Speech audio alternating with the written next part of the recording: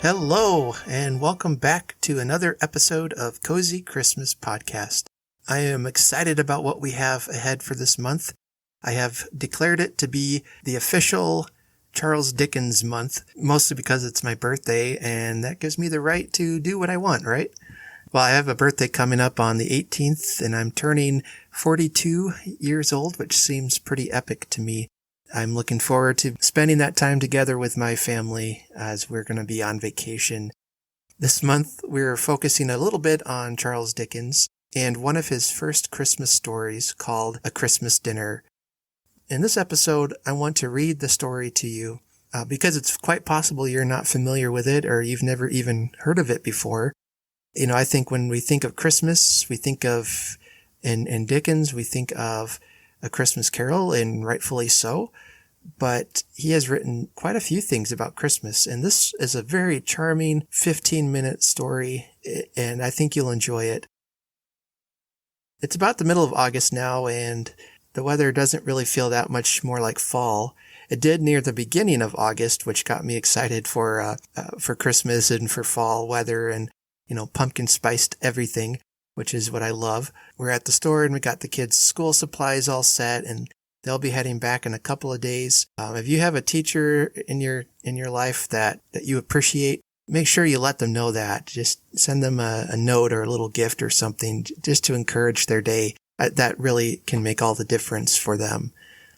Anyway, I'm really looking forward to here, hopefully in a couple of weeks, the temperatures start to drop again and we can get some more fall-like weather happening where I live. Near the end of July, I was feeling in a fall mood, so I decided to make myself some homemade pumpkin spice coffee. I didn't have any creamer. They don't sell that creamer yet, not till later on in the fall, so I had to make my own. And I really just mixed some milk with sugar and pumpkin pie seasoning, and it tasted okay. But as I was sitting down to enjoy that, my wife noticed what I was drinking, and she sniffed and she said, "Why do I smell pumpkin pie?" And so I told her what I had made, and she just kind of shakes her head at me in maybe mock disappointment. She's wondering now if this podcast was a good idea for me, since it was only July and I was already craving pumpkin spiced lattes. Anyway, she told me that she thought I had seasonal denial disorder. She might be right. So I don't know, do you suffer from seasonal denial disorder? Although we don't suffer from that. I think we enjoy every minute of it, don't we? So, my fellow seasonal denial disorder sufferers, let's talk about Christmas. Coming up this year, we might have a pandemic Christmas. Maybe folks don't want to think about that, or they're trying to ignore that, or they're hoping that it won't happen. But it's very likely it could. I know at least in our state, the numbers either continue to hold steady or go back up. This year could be a Christmas in quarantine. So I want to start thinking about ways that we can maybe come up with new traditions that we can still do to make Christmas special, even if we have to do it differently than before. As you recall from our first episode, my family and I, we don't really go anywhere for Christmas other than to stay home and just enjoy each other. My wife's parents often will come for a visit on the day. Regardless, we're looking at possibly doing Christmas different. So I've been thinking about how can we celebrate Christmas when maybe we have to be socially distant from each other, or there's a mask requirement, or, we're not allowed to go to where we used to go and do what we used to do. There's a lot of activities and social activities and things that have been canceled, and I think it's just going to look very different this year, even if things do get better. I think the key word for us this year is going to be keeping it simple. One idea I had, and I was inspired, honestly, listening to one of the recent podcasts of A Christmas Clatter. Todd Killian had Jerry Davila on, and they were talking about Christmas caroling. And I think that is a great tradition to start, and that is one that we can do even if there are lockdowns. And let me explain, because I know one of the things they say could be potentially dangerous is singing, because you're breathing out all those germs. If you've never Christmas caroled, it is a wonderful opportunity. We go as a group from our church, and we go to our local retirement home, and we usually carol for them. They just love that we come and we sing, and that, that they're remembered during Christmas time. Many of them are often very lonely, especially around the big holiday season times. And they love seeing the church folks show up and singing to them. And we're not any threat to like the Mormon Tabernacle Choir or anyone like that. Okay. It's the effort and it's that personal connection that they really enjoy. And so I'd encourage you to do that if you're able, is to take your family and go caroling. Whether you're able to go into a retirement home situation like that, or a hospital or a nursing home. If there's shutdowns and lockdowns, that's probably not going to be an option. So you can still go to people's houses and just sing outside. And, if you're going with a group of people, make sure you're staying 6 feet apart. Or you could even do what my family and I have done in some years past, where we stay at home and record ourselves singing on Christmas Eve. And then we email the video to all of our family, or we post it on Facebook. I have family that lives from coast to coast. I mean, we're scattered all over the United States. Obviously we can't get around to everybody and see everyone. So we record a special video for them on Christmas Eve where we're singing and talking and some things, just to send them our Christmas greetings. You could definitely do that. Just set up a camera, record yourself singing, record yourself saying a Christmas wish to someone, and email it to them. Or if they're technologically savvy, set up a Zoom meeting and just tell them you're thinking of them. It doesn't have to be complicated. It doesn't have to be complex. Get your kids up there. If they have any talents, let them do a talent on the video for your family and share that around. These are some things that we have done in years past that I know we'll be able to do again. It just really makes for a great time. And your families enjoy that. Well, they usually enjoy that unless they can hear me sing. Then they hit the mute button. But that's something that you can do to just tell your family that you're thinking of them, that even if you can't be together. Well, I've got some other ideas for how we can celebrate Christmas differently this year, but we'll wait and look at those next month, and we'll continue looking at some of that as we get closer to Christmas. We are celebrating Charles Dickens this month because, as I've said multiple times, he's my favorite. All right, so I got a great little story I want to read to you. Charles Dickens was born on February 7th, 1812, and he died June 9th, 1870. And so this year marks his 150th anniversary of his death. He is the author of a bunch of things you've heard of and some wonderful stories that you might not have. It's hard to pick favorites because so much of his work is good. But some of my favorites are Tale of Two Cities, Great Expectations, and of course Christmas Carol. Another favorite of mine is one you might not have read, and that's the novel Little Dorrit. And then another is a short story called Dr. Marigold. When Dickens was 12 years old, he was sent to work at a factory when his father was imprisoned in Marshalsea debtor's prison. This was a very difficult time for Dickens, and it would end up being one of the lowest points of his life. But it would also help his writing in the years to come. The experience had a profound psychological impact on him that I think he carried with him throughout his life. And there are hints that even during the last year of his life, that the memories of the factory still haunted him. If you've watched the movie The Man Who Invented Christmas, though it does take some liberties with historical events, I think it does accurately portray his trauma about working at the factory and that trauma that he carried with him into his adult life. I think that part is one of the many very well done things about that film. In 1832, when he was 20 years old, he wanted to be an actor, and he definitely had the gift for it. His acting abilities would serve him later as he wrote so many larger-than-life yet authentic characters. He managed to get an audition at Covent Garden, which could have launched him into a career as an actor. However, he had to cancel the appointment because he was sick that day, and perhaps it was providentially so. Shortly after that, in 1833, he wrote up a short story called A Dinner at Poplar Walk, and it was published in the Monthly Magazine. Yeah, that's what it was called, the monthly magazine. Great name for it.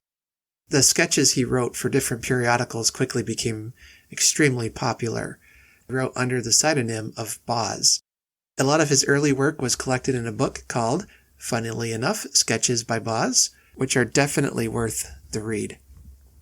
The story I'm going to read to you was published in the magazine Bell's Life in London on December 27, 1835, under the title Christmas Festivities. Now, you might be unfamiliar with this story, so that's why in this episode I'm going to read it to you. So if you are familiar with the stories, or even just familiar with A Christmas Carol, see if you can find the foreshadowing of his greater works and themes in this little story. So let's sit back and relax. Find a delicious cup of eggnog, hot chocolate, or Christmas tea, and let me tell you a story.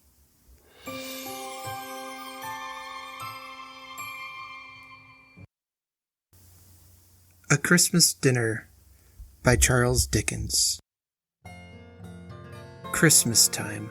That man must be a misanthrope indeed, in whose breast something like a jovial feeling is not roused, in whose mind some pleasant associations are not awakened by the recurrence of Christmas.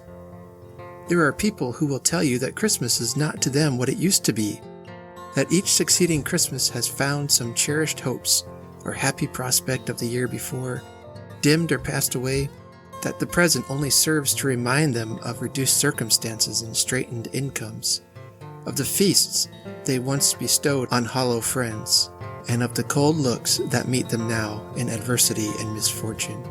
Never heed such dismal reminiscences.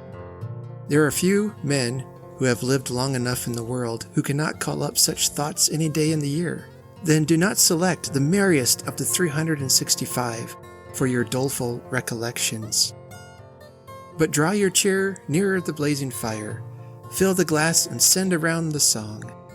And if your room be smaller than it was a dozen years ago, or if your glass be filled with reeking punch instead of sparkling wine, put a good face on the matter and empty it offhand, and fill another and troll off the old ditty you used to sing, and thank God it's no worse. Look on the merry faces of your children, if you have any, as they sit around the fire. One little seat may be empty, one slight form that gladdened the father's heart and roused the mother's pride to look upon may not be there. Dwell not upon the past. Think not that one short year ago the fair child, now resolving into dust, sat before you, with the bloom of health upon its cheek, and the gaiety of infancy in its joyous eye. Reflect upon your present blessings, of which every man has many, not on your past misfortunes, of which all men have some. Fill your glass again, with a merry face and a contented heart. Our life on it, but your Christmas shall be merry, and your New Year a happy one. Who can be insensible to the outpourings of good feeling, and the honest interchange of affectionate attachment, which abound at this season of the year? A Christmas family party. We know nothing in nature more delightful. There seems a magic in the very name of Christmas. Petty jealousies and discords are forgotten. Social feelings are awakened in bosoms to which they have long been strangers. Father and son, or brother and sister, who have met and passed with averted gaze, or a look of cold recognition for months before, proffer in return the cordial embrace, and bury their past animosities in their present happiness. Kindly hearts that have yearned towards each other, but have been withheld by false notions of pride and self-dignity, are again reunited, and all is kindness and benevolence. Would that Christmas lasted the whole year through, as it ought, and that the prejudices and passions which deform our better nature were never called into action among those to whom they should ever be strangers.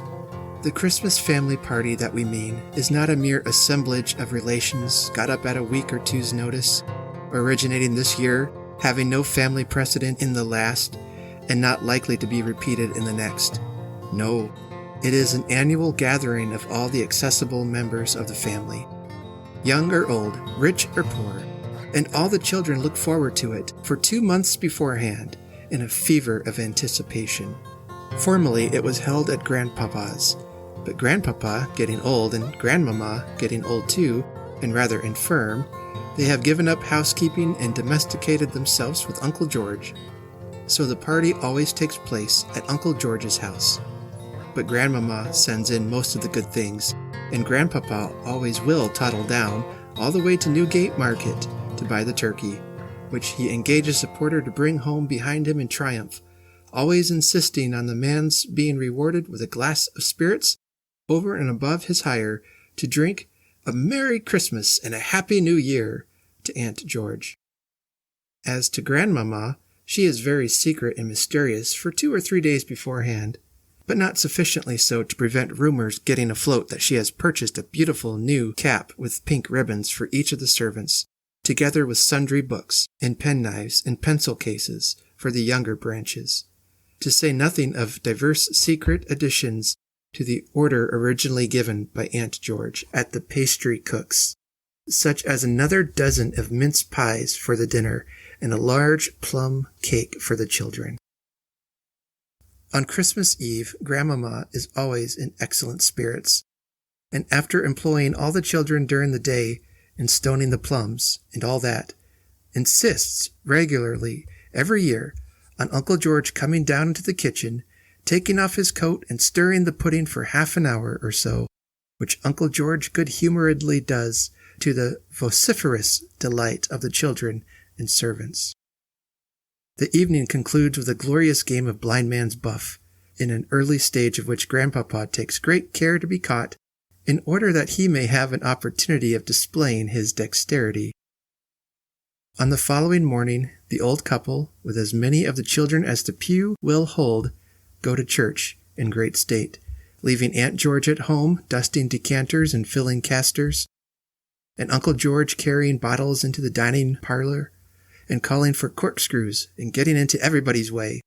When the church party return to lunch, Grandpapa produces a small sprig of mistletoe from his pocket and tempts the boys to kiss their little cousins under it, a proceeding which affords both the boys and the old gentleman unlimited satisfaction, but which rather outrages Grandmama's idea of decorum until Grandpapa says that when he was just 13 years and 3 months old, he kissed Grandmama under a mistletoe too, on which the children clap their hands and laugh very heartily, as do Aunt George and Uncle George, and Grandmama looks pleased and says with a benevolent smile that Grandpapa was an impudent young dog, on which the children laugh very heartily again, and Grandpapa more heartily than any of them. But all the diversions are nothing to the subsequent excitement when Grandmama, in a high cap and slate-colored silk gown, and Grandpapa with a beautifully plaited shirt frill and white neckerchief, seat themselves on one side of the drawing-room fire, with Uncle George's children and little cousins innumerable seated in the front, waiting the arrival of the expected visitors. Suddenly, a hackney coach is heard to stop, and Uncle George, who has been looking out of the window, exclaims, "Here's Jane!" on which the children rush to the door and helter-skelter downstairs, and Uncle Robert and Aunt Jane and the dear little baby and the nurse and the whole party are ushered upstairs amidst tumultuous shouts of "Oh my!" from the children and frequently repeated warnings not to hurt baby from the nurse. And Grandpapa takes the child, and Grandmama kisses her daughter, and the confusion of this first entry has scarcely subsided when some other aunts and uncles with more cousins arrive, and the grown-up cousins flirt with each other, and so do the little cousins too, for that matter, and nothing is to be heard but a confused din of talking, laughing, and merriment. A hesitating double knock at the street door, heard during a momentary pause in the conversation, excites a general inquiry of "Who's that?" and 2 or 3 children who have been standing at the window announce in a low voice that it's poor Aunt Margaret, upon which Aunt George leaves the room to welcome the newcomer, and Grandmama draws herself up, rather stiff and stately, for Margaret married a poor man without her consent, and poverty not being a sufficiently weighty punishment for her offense, has been discarded by her friends, and debarred the society of her dearest relatives. But Christmas has come round, and the unkind feelings that have struggled against better dispositions during the year have melted away before its genial influence, like half-formed ice beneath the morning sun. It is not difficult in a moment of angry feeling for a parent to denounce a disobedient child, but to banish her at a period of general goodwill and hilarity from the hearth round which she had sat on so many anniversaries of the same day, expanding by slow degree from infancy to girlhood and then bursting almost imperceptibly into a woman, is widely different. The air of conscious rectitude and cold forgiveness, which the old lady has assumed, sits ill upon her, and when the poor girl is led in by her sister, pale in looks and broken in hope, not from poverty, for that she could bear, but from the consciousness of undeserved neglect and unmerited unkindness, it is easy to see how much of it is assumed. A momentary pause succeeds. The girl breaks suddenly from her sister and throws herself, sobbing, on her mother's neck. The father steps hastily forward and takes her husband's hand. Friends crowd round to offer their hearty congratulations, and happiness and harmony again prevail. As to the dinner, it's perfectly delightful. Nothing goes wrong, and everybody is in the very best of spirits, and disposed to please and be pleased. Grandpapa relates a circumstantial account of the purchase of the turkey, with a slight digression relative to the purchase of previous turkeys on former Christmas days, which Grandmama corroborates in the minutest particular. Uncle George tells stories and carves poultry and takes wine and jokes with the children at the side table and winks at the cousins that are making love or being made love to, and exhilarates everybody with his good humor and hospitality. And when at last a stout servant straggles in with a gigantic pudding, with a sprig of holly in the top, there is such a laughing and shouting and clapping of little chubby hands, and kicking up of fat, dumpy legs, as can only be equaled by the applause with which the astonishing feast of pouring lighted brandy into mince pies is received by the younger visitors. Then the dessert, and the wine, and the fun. Such beautiful speeches and such songs from Aunt Margaret's husband, who turns out to be such a nice man and so attentive to Grandmama. Even Grandpapa not only sings his annual song with unprecedented vigor, but on being honored with a unanimous encore, according to annual custom, actually comes out with a new one which nobody but Grandmama ever heard before. And a young scapegrace of a cousin, who has been in some disgrace with the old people for certain heinous sins of omission and commission, neglecting to call and persisting in drinking Burton ale, astonishes everybody into convulsions of laughter by volunteering the most extraordinary comic songs that ever were heard. And thus the evening passes in a strain of rational goodwill and cheerfulness, doing more to awaken the sympathies of every member of the party in behalf of his neighbor, and to perpetuate their good feeling during the ensuing year, than half the homilies that have ever been written by half the divines that have ever lived.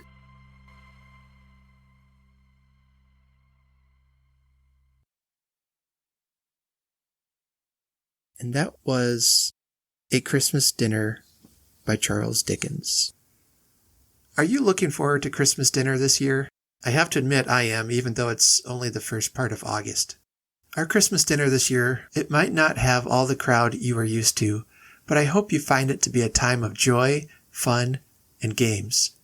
A time to reconnect with people, and maybe an opportunity for you to forgive someone that you've been distant with, or to be forgiven yourself. A lot can happen around the Christmas dinner table. We'll talk more about that story in a couple of weeks. But for now, I want to thank you again for all who have been sharing and commenting on this podcast. I have loved hearing from you and getting to know you more. There are a couple of ways you can help this podcast out. If you go to cozychristmaspod.com, it will take you to cozychristmas.libsyn.com, which is my podcast host site, and you will find all of my social media links up on top. And please send me your stories, jokes, memes, comments, questions, or any wild and unfound accusations you might have. Share, rate, and review on whatever site you download this episode on. It really does help get the word out. You can also help the show financially. I'm on Ko-fi. You can go to ko-fi.com/Cozy Christmas. And for the price of a cup of coffee, you can help us out. As always, I look forward to when we can meet again. In the next episode, we'll talk more about this story. I'll check in with Gracie and see what she's been up to. And then I'll share a memory about my favorite Christmas chef, my grandma. Until we meet again, share your stories. And remember, there is nothing in the world so irresistibly contagious as laughter and good humor. Have a very Merry Christmas.